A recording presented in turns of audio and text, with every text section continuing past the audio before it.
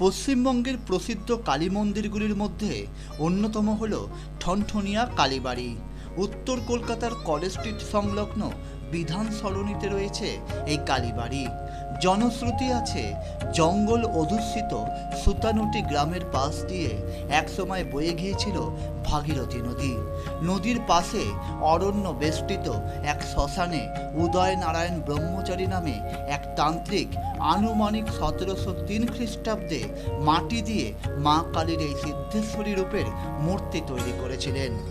1860 সালে জনৈক শঙ্কর ঘোষ বর্তমান কালী মন্দির ও পুষ্পেশ্বর শিবের আটচালা মন্দির নির্মাণ করেন।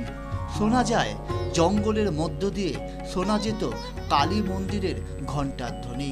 সেই ঘণ্টার ধ্বনির ঠনঠন আওয়াজ থেকেই এলাকার নাম ঠনঠনিয়া এবং কালীবাড়ির নাম ঠনঠনিয়া কালীবাড়ি। এখানে কালীর পুজো হয় সিদ্ধেশ্বরী রূপে। সায়ন্দের রিপোর্ট, টার্গেট নিউজ, কলকাতা।